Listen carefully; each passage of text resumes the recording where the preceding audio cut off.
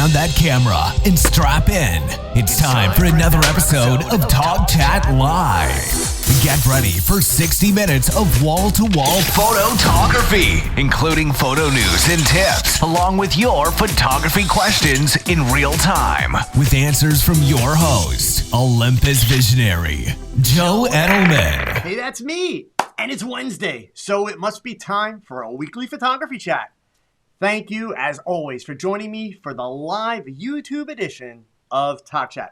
As always, my mission is to help photographers like you to develop a better understanding of the hows and whys behind great photography.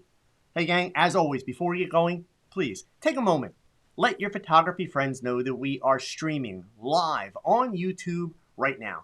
You know the drill. Twitter, Facebook, they're the fastest way to get the word out. Go ahead and hit that share button that is down at the bottom, like right down under there, okay? Or you can share the link. I'm going to get it for you here in 1 second. I would have had it faster, but I hit the wrong button. It is tog.chat/live. And of course, I've already seen we've got people here literally from all over the world, which is so cool. So please, if you're here and you're watching, even if you're here when it's recorded, check in, leave a comment. Let me know where you're from. I got David here from Indiana. I've got William here from Ottawa, Canada. We've got David. Oh, I said David from Indiana. Lynn's here from New York. John Edward in the Netherlands. I've got Alvin in Virginia. Cooley in Indiana. I know Ken is here from the UK. We got people from all over the place. James in sunny Southern California. Thank you all for being here for a Wednesday evening to hang out, talk photography, share some knowledge, and hopefully improve what we're doing. So, where do we start tonight? A couple of things. Let's dig right in because I saw a question come by just a second ago that actually deals with my topic for the night. So, Joe's photography. Let me pop that up on the screen right here. There it is. Regarding the PPA classes, which is obviously what you saw on my thumbnail for the title of the show tonight, his question is, do you have to be a member in order to watch them or read them? Short answer, Joe, no, man, it's free. That's the whole point. But you do have to register. So now that I answered that question, let's back up and what is this all about? Because there's actually two things that I want to tell you guys about PPA tonight. The last couple of days, I've had a lot of questions coming in. One, about educational resources, and two, about business. The fact that we're not making any money. And there are, of course, small business loans that are available, and it's confusing. There's a lot of stuff out there. So I thought, you know what? Tonight's the night we talk about PPA for both of those reasons. So first of all, let me switch my screen over here, and let's talk about the classes thing that's going on, right? So as you got the hint in the title of the show tonight, PPA has opened up during this, lockdown and situation that we are dealing with. They have opened up all of their online education, which is over 1,100 courses, and they have made it free. So if you're not a member of PPA, and you don't have to be, that's the point, it's free, right? They are going to ask you to register, your name, email address, etc. And yeah, they're going to send you some emails. They're going to put you on a newsletter list, and they're going to, encourage you to join. But you're under no obligation, period. So let me just show you the classes piece first, and then I'll tell you a little bit more about PPA, because every time I mention PPA, and by the way, for those of you that don't know, PPA, Professional Photographers of America, right? But you don't have to be a full-time pro to be a member, nothing like that. But this is an organization, regardless of where you're at in your path in photography, it's worth knowing about this organization. So let's deal with these classes first, and then we'll get into some of the other stuff. In their education section, so I'm already logged in. I happen to be logged into my account. But if you sign up, you'll see most of the same stuff right here, okay? Just to give you an example of the depth, I want to take you into one category and show you what kind of information is here. And I know that a lot of you that follow me and watch this show on a weekly basis often have business questions. This is like a gold mine, right? So we go into the photography classes here, and if you look down this left-hand side, you're going to notice that you can filter this out by interest. So you're looking for stuff that's about branding, business, psychology, sales. You guys hear me talk about psychology, about this stuff all the time. And then in the photography, pick your genre. commercial, documentary, drones, events, fine art, portrait, videography, gear and technology, wedding fundamentals, creative inspiration, outdoor, volume, photography technique, lighting, posing, printing. There's a ton of information here, right? Now, here's the cool part too. Obviously, you can go online, you can go to Google, you can go to YouTube, you can go to, people like Joe Edelman's YouTube channel, and you can find tons of education online. Some of it is really good. Hopefully that's what you think about mine, but not all of it. What's great about a resource like this, and why is this actually such a valuable resource that you're getting for free? Keep in mind, it's essentially being curated. It's being curated by PPA, Professional Photographers America, meaning there's no junk here, right? This is good stuff. And obviously, what you're seeing in terms of the education that's available here, you're seeing kind of two parallel tracks of education. One, foundation, how to take better pictures, regardless of the genre that you want to be involved in. Two, how to run a business, how to be an entrepreneur, how to take that skill set that you're putting, time, effort, and energy into and turn it into a marketable, profitable business.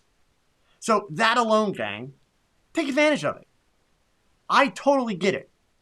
A lot of us aren't making money. You don't have to be a photographer to not be making money right now. Money's tight. So maybe you don't have the money to sign up for PPA right now. That's fine. But understand, this is an incredible opportunity to have access to this information. So for those of you that don't know what PPA is, and I'm going to finish actually with what I feel is the big news, at least given where we're at in the world right now. But for those of you that don't know about PPA, as I mentioned before, it's Professional Photographers of America. I want to click on this benefit page really quick just to give you a sense of what you get and what's involved here. So let's cut to the chase. If you were to become a PPA member, which I am, I have been since I think 2012, and I was once prior to that years ago, and I had dropped out for a while and realized I was being really stupid because there were benefits that I was missing out on. So for a full membership, and this is for someone that's based in the U.S., but if you're not based in the U.S., hang tight, don't give up on me yet, just hold tight. For a full membership for somebody that's in the U.S. and U.S. territories, etc., it is $323 a year, or you can pay it monthly, $27.92 a month. But here's what you get, and this is like the short bullet point list, right? First and foremost, and anytime you talk to a PPA member, this is like the first thing they're going to tell you about benefits. It's always the first thing I talk about if you follow along, because indeed it's probably one of the best benefits. For the price of admission for your membership, you get annually $15,000 worth of equipment insurance built into your membership. Can you expand that? Can you, purchase additional? Absolutely. But you're getting $15,000 worth of insurance that you're not paying for. It's part of your membership. They have data loss protection programs. If you have hard drives or that fail, you have to have things recovered. You get access to all the online education. They also have an online referral database. So if people are searching for photographers in your area, they put a lot of effort into making sure that their database is going to show up in search results so that people can search their database and you have a profile. I have a profile in the PPA database, okay? They have a monthly magazine called Professional Photographer Magazine that is available both in print and in digital. When you first sign up, you get one full registration to your first Imaging USA. So Imaging USA will come up again in January, February of next year. Gosh, I should know that. I don't know. I think it's the end of January or beginning of February. Next year, it's going to be in Grapevine, Texas. It's right outside of Dallas. This past year, it was in Nashville. If you remember, I was there, right? So if you were to sign up and if you decide to go, which I encourage you to go next year, then you would get the full registration free. So when I say full registration, obviously that's the trade show, but anybody can go to the trade show for free. The full registration gets you access to all of the classes, the master classes, the platform classes, you name it, all of it, which is amazing. Obviously, there are other trade shows like WPPI, Photo Plus. WPPI also has education, and it's really good. But let me remind you, PPA, and you've heard me talk about this. I said this when I was at Imaging last year. You are dealing with an organization that is built by photographers for photographers. Other organizations oftentimes are built by marketing companies for photographers. This is an organization that was built by photographers. It's for photographers. Absolutely amazing educational opportunities. One of the other great features of PPA, business resources. Lots of help with regards to contracts, modern releases, documentation, things like that, even accounting information and knowledge. They also have a huge resource center that takes you deep into contracts and copyright resources. They have a member discount program. They have a weekly newsletter. They also have a daily email newsletter called The Loop, which is basically like their own little built-in social social network where you can interact with other members and post topics and questions and things like that. It's extremely robust. Not to mention that around the country, there are smaller regional groups of PPA that meet on a routine basis. The one speaking engagement that is currently left on my calendar, because they all got canceled, and hopefully this one won't get canceled, it's in August, but that's going to be in North Carolina for the Carolina Photo Expo, which is the regional. It's the North Carolina Professional Photographers Association. That's the regional group of PPA in North Carolina. I've spoken for that group before. Actually, they're awesome. Now, for those of you that aren't in the U.S., there is a membership package that is available for people outside the U.S. and outside U.S. territories. It is less money. It's only $170 per year or $15 monthly. It is missing some of the features. That's why it's less. So unfortunately, outside the U.S., they don't offer the equipment insurance. They don't offer you the first year of your membership, the ability to come to Imaging USA, because you're probably not going to be in a situation where you can attend. They also don't offer the data loss protection. So it's the stuff that kind of is insurance related, because that gets really messy once you start dealing with different countries and that. But all of the educational resources, all of the legal resources, the referral databases, the copyright resources, the magazines, all that stuff, that is still a part of your membership. So, bottom line, it's worth taking a look at. But whatever you do, don't miss out on the educational opportunities that are here. Like I said, it's free. But there's one more feature that I want you to know about, and then we're going to move on because I'm excited. We've got some really, really good questions tonight for the Q&A. PPA has a dedicated on-staff legal team, which is an amazing resource for photographers. Amazing. Fortunately, I've never had to use it, but I know people that have. I'm aware of it. Pretty much from the get-go in this virus situation that we're in, they jumped on this with their legal team and researchers, and they have created an incredible resource for photographers. So if you're a photographer like myself who pays your bills with a camera, then you want to be aware of the resource that they have put together. It's called We're in This Together. Right? It doesn't get any simpler than that, okay? I am going to share a link with you guys here so that you can check this one out. And I'll also give you the link to PPA. But here's the We're in This Together link right there. And there's also a link in the description right below the video, so you can use that link as well.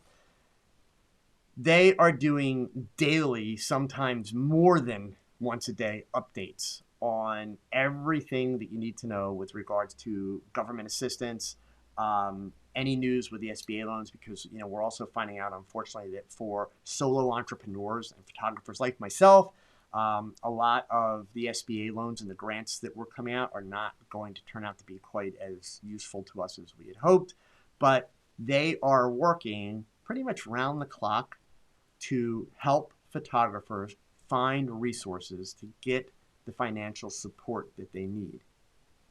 So this is a page that, regardless of membership status, you don't have to be a member.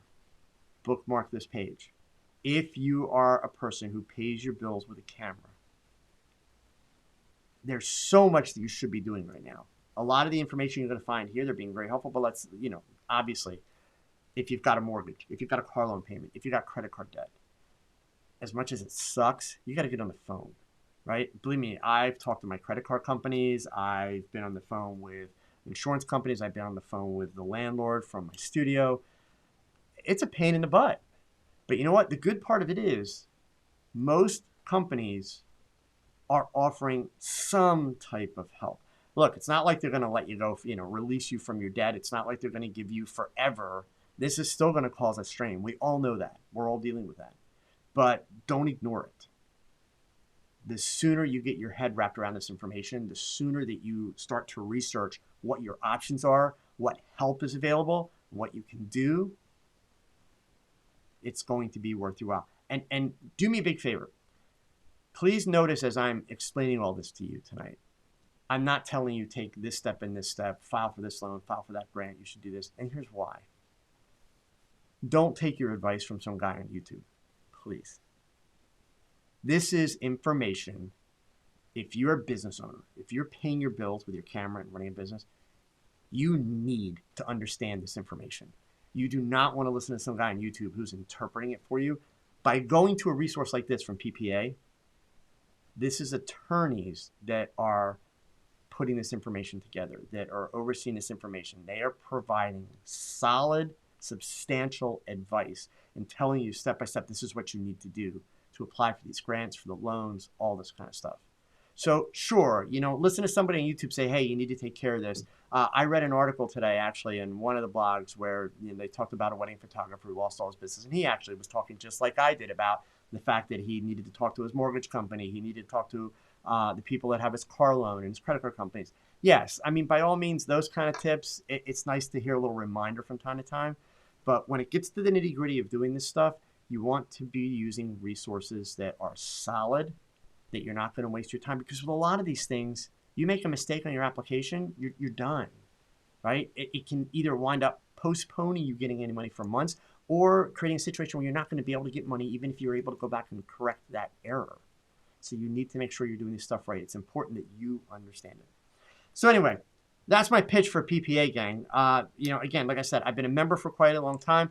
Full disclosure, I am going to be doing some promotional work for PPA in the coming weeks, which I'll be getting paid for. Not going to lie to you. I'm always transparent about that. I am not getting paid for this tonight. I am not getting paid for the time I'm spending with this. This was something that I wanted to share with you because literally, I'm not kidding, in the last 3 days, I've had several really, really lengthy and honestly, in some cases, kind of gut-wrenching emails come in from photographers that are they're losing their minds over how are they going to take care of their families, pay their bills. And we're all dealing with it. But, you can't just say, hey, look, we're all dealing with it. Suck it up. Right? Everybody processes stuff like this differently. And the fact of the matter is, what I actually love about PPA's little line there, we're in it together because we are. We are all in this together. There's nobody that's not dealing with this problem right now.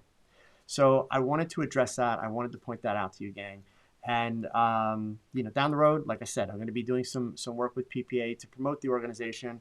And you know me, I will always be also looking for some opportunities that we can share with you folks as that goes along, now that I've kind of got an inside track with them to be able to, maybe pull some strings. We'll see. Okay?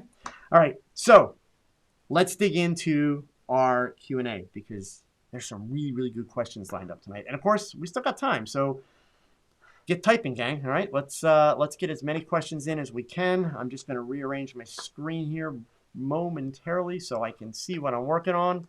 All right, so I'm going to go way back to the beginning. We had a couple people come in early today to get some questions in. Gordon had one here. It's a two-parter, so I'll give you the first part. He started out with, where do you see photography taking us amidst the current pandemic? It's a great question, honestly. Do you think it will change the future of photography? And then he went on to add, let me give you part two. He went on to add, especially like when we talk about online stores for print or maybe more so stock photography. And also what about photo sessions and how they may change? So, Gordon, I am certainly, I'm not an expert. I'm not dealing with any, facts or figures or statistics, but I will tell you this, I'm a little bit of a history nerd. And part of what I have been able to find comfort in, not only through this pandemic situation, but honestly, just as the world evolves and I get older, part of what I've realized, which I really wish I would have paid attention in like junior high school when I had history teachers that were trying to tell me this. But what I've realized is that you can learn a lot about tomorrow by looking at the history. Because even this pandemic, this is not the first pandemic that the world has ever experienced. It's the first in our lifetimes. It's the first in modern history. Is it different than the last one? Of course it is. The world's different, right? But there's a lot to be learned by it. So, I think the short answer, Gordon, is the industry going to be different? Hell yeah, man. The world's going to be different. I think the bigger issue in terms of, and again, this is just my opinion, but I think the bigger issue in terms of how is, Rob, thank you so much, man. My God, you're crazy. Thank you for the super chat, Rob. I think the bigger question is not will it change, but indeed, how will it change? And I think it's because I don't have all the predictions, Gordon, but I think what I do predict is we're going to see it kind of change in phases. Because let's just take the things you're talking about. You mentioned online stores for selling prints or stock photography, and then you say, of course, well, what about photo sessions? Well, let's face it, online stores and stock photography, they don't require, face-to-face interaction. It's hard to shoot a portrait of somebody without being face-to-face with them. Now I realize there's some entrepreneurial creatives that are doing, FaceTime photo sessions. Anyway, you basically need to be face-to-face to somebody to shoot a portrait, right? So if we're listening to the health people, not the politicians, but the health people, and if we're trying to tune out what we want to happen, but what the health people are telling us, the reality of it is we're going to have to limit the way we interact with people and be more cautious about how we interact with people in person, potentially for up to 2 years. Potentially. And God, I hope they're wrong. But the fact of the matter is things are changing. So obviously businesses like, portrait businesses, or for that matter, weddings and wedding photographers, there are going to be changes, but I think the changes aren't going to be so much a matter of the industry changing, Gordon. I think that what's going to happen is it's going to be the guidelines that we are given as a society in terms of how we're going to behave, in terms of how we're going to interact with people. I think, and part of the reason why I wanted to share that business information and the We're In It Together section from PPA, the thing that I think photographers have to realize, and I think this is so important, and this is not the sky is falling, gang. This is just being practical. Even if this lockdown were to end tomorrow, our business isn't just going to go poof and come right back and everything go back to normal. That's not going to happen. It's not going to happen tomorrow, and it's not going to happen that way. This is going to be a gradual thing. This is going to take time. And one of the realities that we know when we talk about portraits, when we talk about wedding photography, when we talk about the photography they do for hobbies, shooting models, whatever it is, this is not really essential business. Life, society, commerce does not depend solely on that. So it's not a prioritized item to, come back and to be able to operate freely. We're going to have to be patient. Photography for online stores, for print, stock photography, I think those industries to a degree are still taking place right now. I know a photographer here in Allentown who is still shooting product work and has not stopped at all. He works by himself. Well, he doesn't work by himself. He has his dog with him every day, right? But basically, he is a solo entrepreneur. He photographs product that is shipped to him.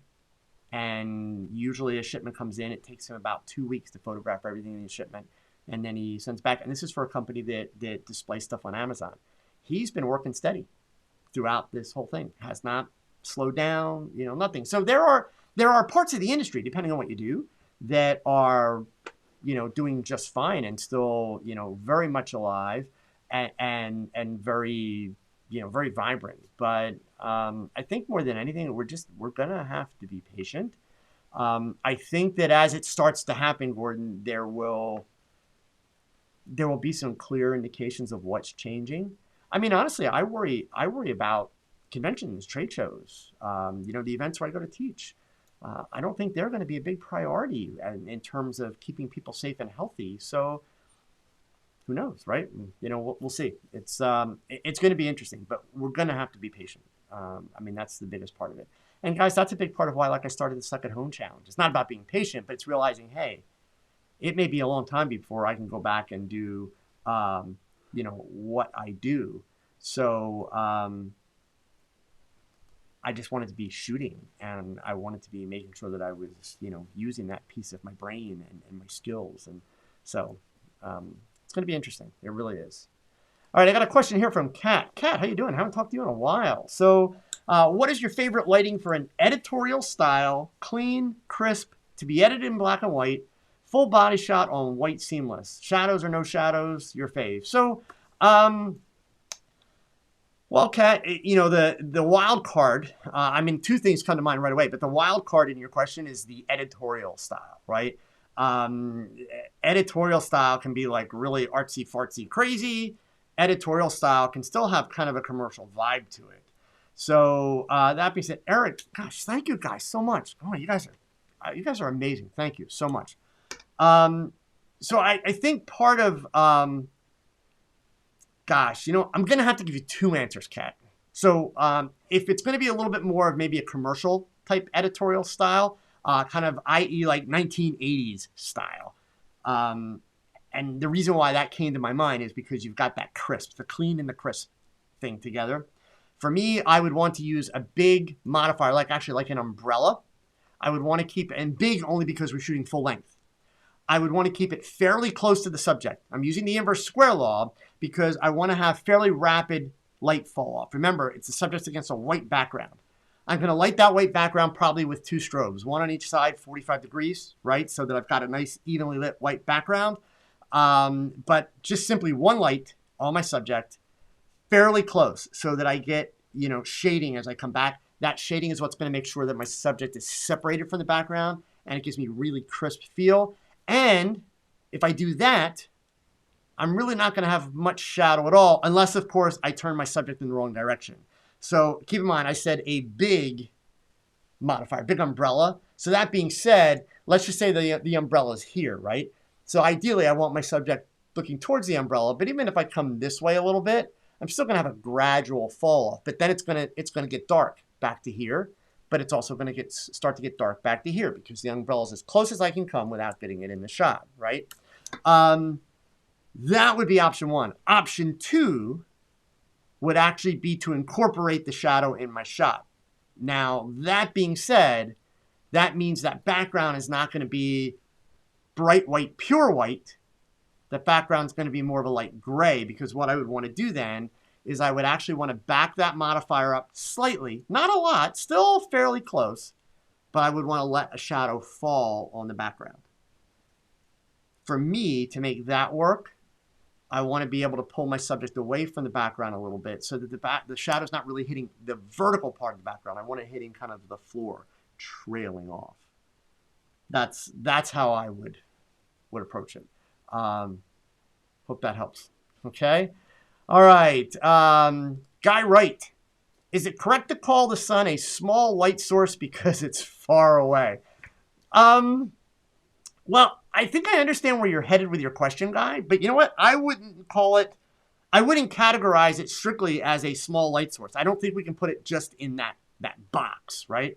And the reason I say that is this, and I think Guy had a follow-up. He did. So he's got a follow-up. Let's do the follow-up, and then I'll get both of these together. His follow-up question to that is, does it cause harsh shadows because it's small, or because the distance between the subject and the background is proportionately so small? Well, you're kind of headed in the right direction, but you still didn't really get the answer. So Guy, let's take this backwards from where we finished. Sun creates harsh shadows, especially with regards to the backdrop that you're mentioning. It's got to do with the inverse square law, okay, more than anything else. The sun is actually a huge light source. And in fact, depending on the time of day, the sun can appear larger in the sky than other times, just like the moon does, right? It also has different brightnesses depending on where we are in the time of the day. And of course, keep in mind that on a cloudy day, then that's like having a modifier on the sun. If you go to Seattle, in Seattle. They call it the Seattle softbox because it's always so cloudy and rainy there. So I think if we're being fair, the sun is not a small light source. It's a large light source, but it's so far away. You could take a 5-foot umbrella. You move it far enough away, it becomes smaller in terms of its relationship to the subject. A really, really good example of that, guy, if you watch the video that I just posted. Let me go to my YouTube channel here really quick. I'm going to switch my screen over and I will share link. I just posted this video last week, the video about catch lights. There's an example in the middle of the video where I show you the umbrella, and as I back the umbrella up from the subject, you see the catch lights getting smaller. So if you watch that, that might help you kind of get a better understanding / reference of that. Okay. So, but yeah, check that out. That'll hopefully make that a little bit more visual and kind of obvious for you. All right. Let's see. Next question. Keep them coming, gang. We got some good ones here tonight. So, from Patrick, this is a question about PPA. Do you know if the courses that have just been made available by PPA are accessible to people who do not? Oh, so I kind of answered that. Yes. You can get them outside of the U.S. Okay. And Jean Edward. Whoops, I thought that was going to pop up. There it is. What would be the best approach to stay in contact with clients that I usually have shot during this time of year, or that they were scheduled March, April, and had to be postponed? Jean Edward, I think that what I would recommend, I would, and I've actually been doing this with some of my clients, I would basically try to flip the switch in your mind and not think of them as clients. Because here's the thing, right? And John Everett, I know that you are a solo entrepreneur. You work by yourself for yourself, which many of us do. So the reality of it is, our good clients, the clients that we work with routinely and over time, what are we doing? We're developing a relationship with them. We become friendly with them. So you guys hearing the catchwords, relationship, friendly. So they do become our friends. It's kind of an extended family type of thing, right? Over the course of the last couple of days, I've been talking with a lot of the people at Olympus because 1, I kind of miss them. 2, I care about them. 3, I make money from them, right? So, it's like just checking in and trying to help out and all those kinds of things. So I think what you have to do, John Edwards, you have to kind of change gears a little bit in your thought process and not worry so much about, hey, should I be checking in with my clients? But what you should be doing is you should be checking in with your friends. And is it wrong to just reach out and say, hey, I was thinking about you? And personalize it as much as you can. Obviously, the more you work with some clients, the other day, I spoke with the person at Olympus who is the coordinator for the Olympus Visionaries. I happen to know about a certain personal situation of his. And, one of the first questions I said, hey, how's that working out? I hope everything's going okay in the midst of all this craziness. Because 1, I sincerely care, but 2, that's my relationship with him is not just, hey, yeah, you go speak here and here's your invoice, right? These are people that I spent a lot of time with. I've gotten to know. I speak with on a regular basis. So I think that you kind of have to essentially treat them like a friend. And just reach out and say, hey, I hope all is well. I hope you're staying safe. I hope you're healthy. And it's just, I think it's a matter of being polite. So I don't think it's actually something that we need to be looking at from the client standpoint. I think that if, as a photographer, a solo photographer, I think that if you're doing your job right, and when I shouldn't say your job is taking pictures. If you're running your business properly, these are not clients. They are friends. They are an extended family. So yes, you should check in on them. I fully support that. Okay. And let's see here. Scrolling on down, I answered Joe's question a little bit earlier, and heading on down here some more. John's here. John, how we doing? So let's see. There it is. So Tommy Meehan, how do you see portrait sessions in the near future? A mask for the photographer? Honestly, Tommy, I really don't know. I think it's so. Let me be clear, and I know my my thought process is not popular with a lot of people. I'm just going to be honest, right?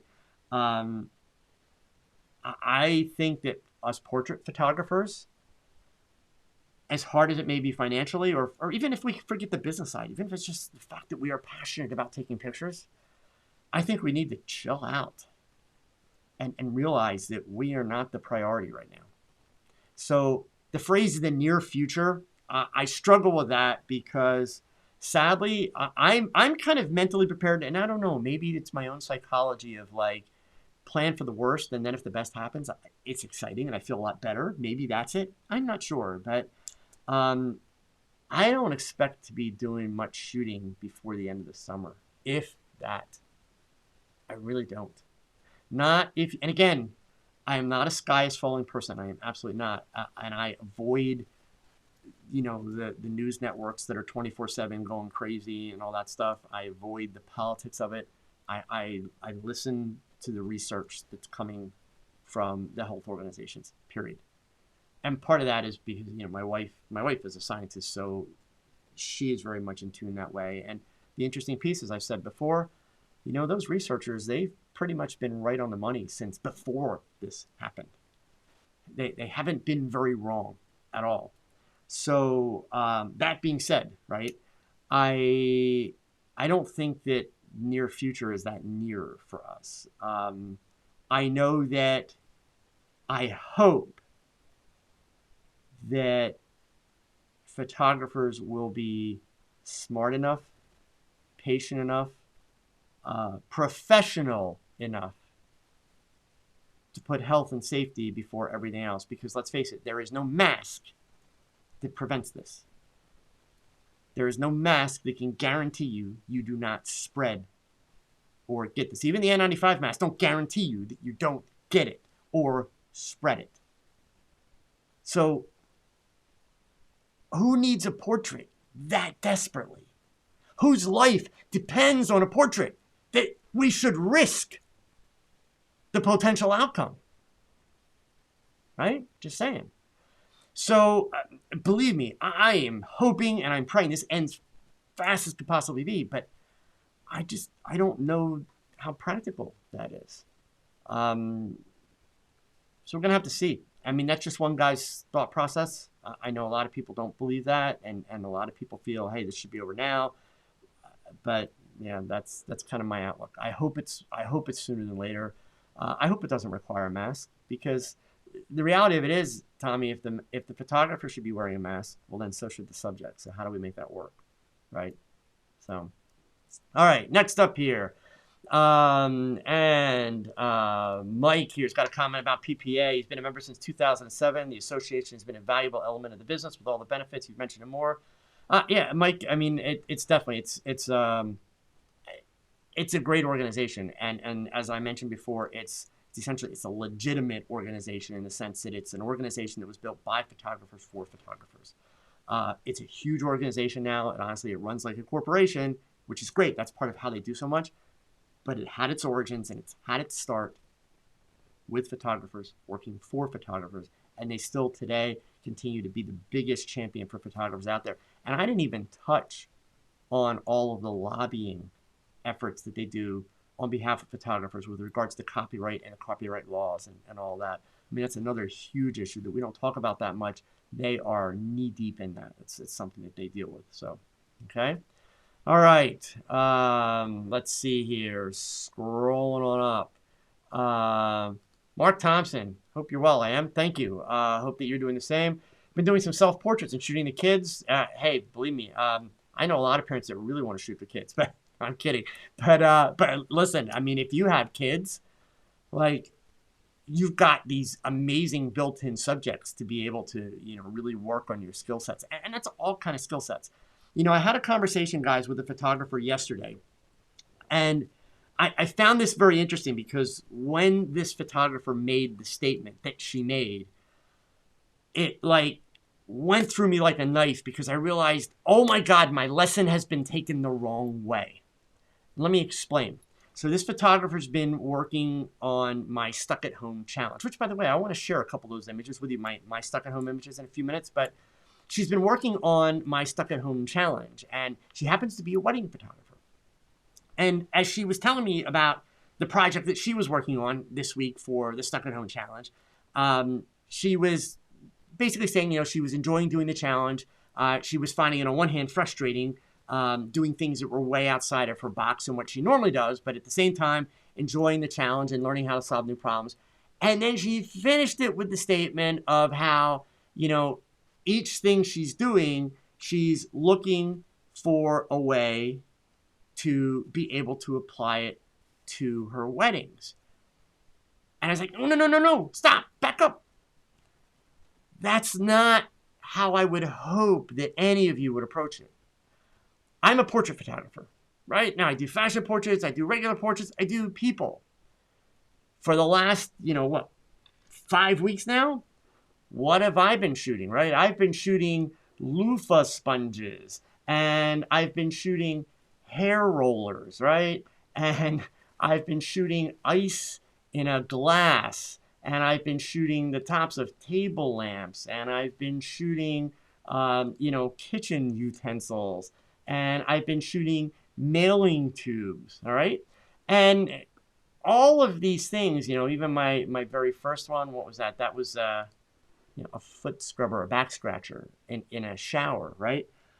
All of these things, I am very purposely pushing myself outside of my box. But the one thing I'm not doing is I'm not trying to say to myself as I do them, how can I use this for a portrait later? And here's why. If I do that while I'm taking these abstracts, I am limiting the potential skill set that I could build while I'm doing these abstracts. You need to dive into these things and really just experiment. Let everything go. The great part of it is there's no client. You don't have to post your pictures online. You don't have to share them with me or the rest of the world. There's no client. Full disclosure, the loofah pictures that I just posted yesterday, I actually shot it for the first time 2 days earlier, and I didn't like my results. But I knew from my results that I was onto something. Like, I could do a cool shot here. And I took a good look through the images, and I kind of made a little mental checklist. Hey, I should tweak this and that. And then I went back and I did it again. And I was very happy with the results. I am confident that a lot of the color combinations, even some of the crazy aggressive processing that I'm doing, and you've seen if you've watched any of the Stuck at Home challenge videos, I'm confident that some of that will creep its way into my fashion work down the road. But I don't kind of want to predetermine that. So even if you're shooting kids, whatever, understand that if you leave yourself with no rules and you just play and you experiment and you explore and you see where it can go, you will be blown away at what you are able to teach yourself. If you say, hey, I want to learn how to take a great portrait of my kid, you may accomplish that, but you're not going to learn as much. So to me, that is actually one of the great opportunities that we are all given in this crazy, unfortunate situation. If we can get our butts out of bed, get our heads out of our butts, and pick up the camera and find something and just shoot, just explore it. No client, no rules. It doesn't have to go on Facebook. It doesn't have to be on Instagram. It's just about, let's do this and let's see what happens. I got this, but I don't like that part. Let me change this and see what happens. Just explore. It's kind of like going for a hike out in the woods and you've never been to that part of the woods. Every step, every turn, every tree you pass, it's something different, something new. You don't know what's coming. You don't know where it's going to take you. Go about it that way. Whatever you aim your camera at right now, that's the greatest part of it. And if you're one of those few photographers that are fortunate enough, like the gentleman I talked about who's shooting product work right now, that is still doing business, well, then good for you and keep at it. Obviously, you're one of the lucky ones and you deserve it. Go for it. But for the rest of us, put that time to good use, because there is no such thing as bad time spent with your camera at this point. There really isn't. And as I've told you many times before, I'm not kidding, says the guy on YouTube, I'd rather see you playing with that camera than sitting on YouTube watching videos. Because even if you're watching a really good video about how to shoot a portrait, the problem is if you can't go shoot a portrait right after you watch that video, you're not really learning anything from that video. All you're doing is stuffing a bunch of facts in your head. You don't really learn it until you go do it. That's just a simple fact. That's not my opinion. That's a fact. That's how adults learn. We are experiential learners. So anyway, next up here, what do we got? Kat, I saw you saw my answer. You'll have to let me know how you decide to shoot whatever it is you're shooting, okay? So let's see here. Mark Thompson, Joe, what would your dream or goal photo shoot be? Wow. So I don't know that I have a goal photo shoot. I think my dream photo shoot.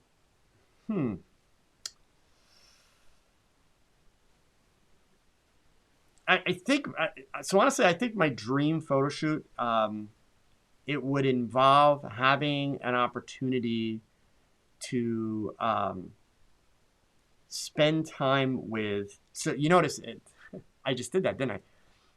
My first thought is actually, who can I photograph that would be interesting to meet or get to know, spend time with? Who cares about the picture, right? Remember, folks, for me, photography, it's access. It's access to people.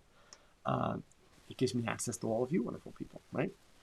I think it would be someone that is, see, I don't even know how to define it, because it would have to be somebody that's just incredibly interesting. I mean, I could go the shallow route, and I've admitted this on here before, so I have no problem saying it again. Somebody asked me, like, if you could photograph one celebrity, who would it be? And I said before, it would be Taylor Swift. I would love to photograph Taylor Swift. I would love to do one of my incredible fashion portrait type shots with Taylor Swift. I think that would be amazing. No, I think, my dream photo shoot, it would be with somebody who is just interesting. And it would be a photo shoot where I had the opportunity to spend a little bit of time with them and possibly get to know them. Because again, for me, that's kind of what makes it click. So Lynn, thank you so much for the super chat. I appreciate that. So let's see here. Scrolling on down. Richard, you made it to a live talk chat. Awesome. Andres, what do I think about AI in photography? I think it's freaking awesome, man. We're in the early stages though. So let's face it. First of all, AI is kind of, it's one of those weird terms that means a whole lot of stuff, right? It just does. So all of that being said, the idea that we are going to be able to use artificial intelligence, computing power, extreme computing power, to make our photography easier, to be able to take better photography or photographs, to be able to help streamline and speed up our culling process, to be able to help improve, speed up, and create better editing. We have like programs like Luminar and things like that. I think it's absolutely amazing. Andres, I'm not one of those photographers that, even though I'm of that age group, which I hate, I am not of the mentality that, life was so much better back then. It was greater with film. Hell no. I am thrilled to be shooting digital. I am thrilled that a human being of any age can pick up a phone and take an amazing photograph. I think that's incredible. I was a young kid, very young kid, just barely born, when George Eastman made photography available to the masses. And it was an incredible gift because it was that camera, that business model, that technology developed by George Eastman that set the course of my life. And so I am forever indebted to that. The fact that now, as I'm reaching, the fall of my career, that I can see this new wave of photography being made available and being made accessible to even more people than it was in my generation. I think that's amazing.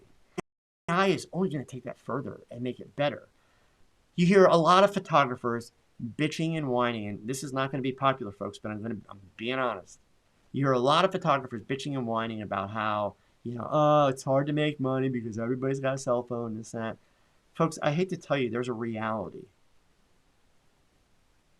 Approximately the same number of photographers who made good money back in the 1970s and 1980s are still making good money today.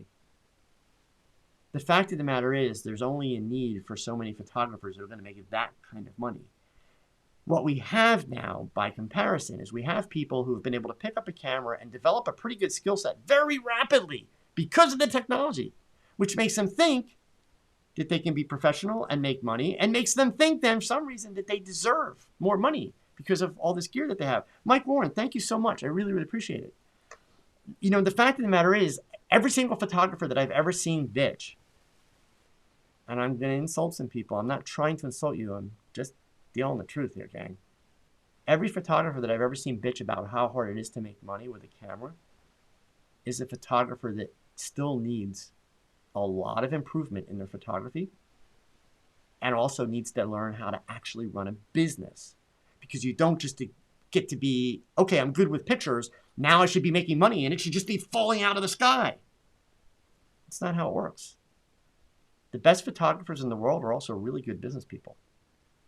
And, there are some incredibly well-documented situations where some of the best photographers in the world were horrible business people and lost everything. Andy Leibovitz, great example, right? So, it all goes hand in hand. It's not just about what you do with the camera, unfortunately. But I think AI is great. So, Life's Beautiful. Those abstracts that you just showed were amazing. Thank you. How did it ever occur to you to shoot those? Life's Beautiful. Actually, I did an interview today for the PPA group down in North Carolina, and a similar question came up for this. You train yourself. Literally, you train yourself. So one, thank you for the kind words. I sincerely appreciate that. You train yourself. All of these crazy things that I do on YouTube where I figure out like, hey, we can make a mailing tube into a light modifier and we can use PVC to, create a reflector hole, or all this stuff, even these abstracts. It was the idea of doing like live composite, which is meant for shooting stars, but painting backgrounds in a portrait, all that kind of stuff. It literally was a matter of getting to a point where I was willing to fail and adopting a philosophy that I'm going to look for ways to fail and then figure out how to fix it, how to do something cool with it. Okay. Full disclosure, the loofah. So the very last ones that I did, the loofah pictures, and I'm sorry, I closed that program out so I can't put it back on the screen. It was actually a woman who I gave credit to in my posts and in the Facebook group. It was a woman in my Facebook group that took a picture a couple of days ago and posted it. Very different look and feel, but of a loofah. And literally it was ironic because the evening that picture was posted, I was wrapping up for the night. I was going to go watch television with my wife, and I walk in and she comes out of the bathroom with a loofah sponge that's like tied together with string in it, how to unravel. And she's like, do you think this would be a good texture? I'm like, oh my God, look, there's one of those. And it's like, okay, but now I definitely do not want to do what I saw in this picture that had been posted. So that's why I went and I shot it, and I didn't like what I got. They were cool. I could have posted them. A lot of people would have said, ooh, neat, but it really wasn't what I wanted. It didn't have the right feel. So 2 days later, I went back and I went at it again and I experimented with it. You have to teach yourself, life is beautiful. You have to teach yourself to look for those little things. In terms of the abstracts, obviously, like I'm working with everyday objects for 99% of what I shot so far. So it's just about looking for, those little things and then, kind of digging into it and seeing where can I go with it. But it's about building a habit. It really is. It's about building a habit. So, all right, let me get through some more here. We're getting tight on time. I don't want to try and get everybody in. And let's see, Don. All right, there's the rub. We need to learn to play again without any motivation than to play for the sake of playing. Yeah, but you know what, Don? Here's the thing. I always tell people, and I mean this sincerely, I have been very blessed that I've never had a job. I work my butt off, sir. I will put my work ethic up against anyone's. But it's not a job. I don't get up in the morning and say, oh, I got to go do photography today, right? So the challenge is play in a way that you're good enough that people will pay you to play. That's the challenge. It's hard work. It's very hard work. But I don't know that I would call it the sake of playing. I mean, look, I've talked about this before. The Stuck at Home Challenge. You all thank me for doing it. What you need to understand is I need to be thanking you. I'm working this hard during this lockdown where I'm not making any money. I'm working this hard as my thank you to all of you that are participating. You know why? When this started happening, my wife is 6 years older than me. She is in the age demographic that is most high risk. She has existing health concerns. I just turned 60 this year. When they were talking about this in the beginning, everything was 16 up, 16 up, 16 up. I went to Florida to do the FCC event in the beginning of March, right at my birthday. And I came home as this was all, coming apart. And I was panicked. I literally was having anxiety attacks inside. And, I'm from that generation where you have anxiety, get your head out of your butt, deal with it, move on. But I couldn't think straight. It just was overwhelming to me. I was scared to death. Like, I'm not ready to go. I don't want my wife to get sick. What am I going to do? If I get sick and she gets sick, what about my dogs? What do we do? I was panicked. And I knew that if I just sat and kept worrying, I would be a mess. So the Stuck at Home Challenge was my way to dive in and, doing a video a day when I started is like insane. I knew I was going to do that forever, but I also knew that it was going to keep me focused and not give me time to just sit around and go out of my mind. So believe me, I'm thanking all of you. That's why I'm doing all this extra work, because you're all helping me keep my mind focused on what's important to me and to not panic and worry about things that I can't control. So full disclosure, okay? Let's see here. Joe's Photography. You've done video doing DIY items. Ever use them for client work? Oh, all the time, Joe. Yeah, I've never had a client care about the gear that I'm using, ever. Unless they're interested in the photography and they say, hey, tell me about this or that. Sure, but I've never had a client have a concern about my gear, ever. So I have no problem using DIY stuff, okay? So MSA Coach Mike, if you could have dinner with any photographer living or dead, who would it be? David Hume Kennerly. I know you didn't expect that answer that fast. It would be David Hume Kennerly. I have had the amazing good fortune to, in recent years, since I've been doing all of this teaching on a national level, I've had the amazing good fortune to meet and actually have dinner with, or at least get to talk to, several photographers that are idols of mine. A year and a half ago, I not only met, but got to break bread with a photographer who is still alive, still very active, and has been, especially during the impeachment trials, made a lot of press. Gentleman by the name of David Burnett. If you're not familiar with David Burnett's work, well, you are familiar with it, you just may not know it by his name, but you should Google him and check him out. Incredible photographer, incredible history. Yeah, it would be David Hume Kennerly, who's still very much alive. He is the only living photographer at this point who has photographed every president since Kennedy. He was the official White House photographer for President Joe Ford. And ironically, my wife and I were planning this August. It's probably going to get pushed back now. But we were planning on August to make a trip to Arizona, to the Arizona Center for the Arts, to see the Kennerly Archive, which has just recently been opened there, which is his entire career's worth of work that has been scanned and archived and is available to be viewed.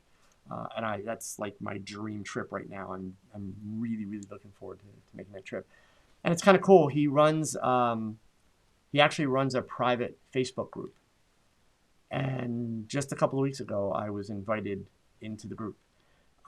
So it's really neat when you post some pictures and, you get comments from a guy who's your idol. I'm not going to lie, it's still fanboy stuff for me, which is kind of weird, but it just is. his career was the career that I always dreamed of. I made other life choices, that took me in a different direction. But he's just an incredible photographer. And the man, in addition to his incredible photography, he has been blessed because of his work to have been able to witness firsthand so much history. Not read about it, not hear about it, witness it, be a part of it, which is just pretty amazing. It's pretty incredible. So let's see here. Let's try and get one or two more others in. Just because this one is crazy enough, I'll go ahead and do this one. When I read this at first, I was like, no. Hypotheticals. If you're stuck on a deserted island with an unlimited amount of beautiful models, but you can only bring one prime lens with you, what focal length would you choose? It would be the 45. Yeah, 90 millimeter. That way I could do portraits. I could do full length with still some shallow depth of field. So if it's going to be a prime like that, it'd be the 45. So, Guion Quinn, would it be irresponsible to take on clients right now? I mainly do senior photos and shoot on locations. Guion, I talked about this last week, and I got a lot of hate mail. I think that you would pretty much have to be a jerk. I was going to use an inappropriate word to take on clients right now. It's not appropriate. Because, folks, here's the thing, right? And I know, I'm going to irritate some people again, but look, I get it. You could say you're going to do a senior portrait, you're going to practice social distancing, yada, yada, yada. And let's just say that hypothetically, I will give you the benefit of the doubt. Let's say you accomplish that. You are uber careful. And you do the whole thing, never get close. Boom. But the fact of the matter is, you're going to get in your car, you're going to drive there, you're going to have this family, because it'll have to be a family. You're talking about minors, high school seniors. Your call, not mine, right? You're going to have them get in a car and drive to this location. They're doing that, and the car breaks down. They're doing that, and God forbid they're in an accident. Now, I get it. That could happen even when there's no coronavirus, right? But if it happens now, not only are they or you at greater risk, but you're putting other people then at greater risk that have to come and help them. We have to understand that there is a ripple effect. All these little actions that we take that seem very inconsequential, they actually have much higher risk now than they normally would. Normally, I'd be like, well, yeah, gee, I could get in a car accident if I go to the grocery store. You're right. I could. But the difference is I have to go to the grocery store because I need food to eat. I don't have to go to a park to have a senior portrait picture taken. So I understand, I respect, and I support the need and the desire to make money, pay bills, etc. Believe me, man, I'm there. I'm making like no money right now. Fortunately, I have some things coming up that I'm doing virtually online that I'm going to get paid for, which is great, but I'm making no money now. For me, a couple of things. One, I have a wife who's still getting paid. She's a college professor. And two, I have been smart enough to put money aside. So I've got a little bit of a buffer, but not a huge one, right? So we'll see. But yeah, so I guess all I would say, Jan, is man, if you can avoid it in any way, shape, or form. And I will tell you this, I don't think you're going to get that many people that will do it. You'll find some. Absolutely, you'll find some. But I don't think you'll find that many people that will go along with it. So, again, it's one of those things, try to look at the bigger picture if you can. So, all right, last question, because it's an Olympus question. I've got to do this. Morgan, I'm considering the change to Olympus. What would you recommend a hybrid shooter with intermediate experience? Wow. So we should actually talk a little bit more about that, Morgan. But like right off the top, I would say if you could afford it, just on the little bit of information you've given me, you probably want to be looking at like an EM1 Mark III, or if you don't need all the features in the Mark III, the EM1 Mark II is still an amazing camera, and it's the same sensor, different software in them and some other features. But that makes it a little bit more affordable, et cetera. Morgan, what I would encourage you to do is join my Facebook group. If you join my Facebook group, we can have a little bit more of a conversation, and I'll gladly, try and help you out. One last thing, for those of you that are still here too, make sure that you are following both me on Instagram, and even if you're not an Olympus shooter, make sure you're following Olympus on Instagram. It's Get Olympus, G-E-T, Get Olympus. Next Wednesday, so before TOGCHAT next week, all day long, I'm going to be doing a takeover of the Olympus Instagram stories. Yeah, they're going to be gutsy enough to let me take over their Instagram stories and do question and answers like all day. So, yeah, check that out. Make sure you follow. They're going to start posting on Monday the opportunity for you to submit questions. So submit your questions before Wednesday, and then that way on Wednesday, I'll be going through all the questions and I'll be answering them and doing some other stuff. So we're going to have some fun. All right, so I am over time by 5 minutes. Doggone it, it's been a while since I went way over, but here we are. So as always, gang, thank you so much for coming out. I at least enjoyed tonight's conversation. We had a lot of really good topics. For all of those amazing super chats tonight, thank you all so much. Seriously, really, really appreciated. For the rest of you, please stay safe, stay healthy, and of course, do the social distancing and all that stuff. You know, we're all in this together. Check out those PPA resources, whether you're in business or whether you're just looking for the education. You need to check them out. All right, gang, as always, whatever you do, please remember these words. Thanks for watching another live episode of TOGCHAT. Now, pick up that camera and shoot something, because your best shot is your next shot. So keep learning, keep thinking, and keep shooting. Adios.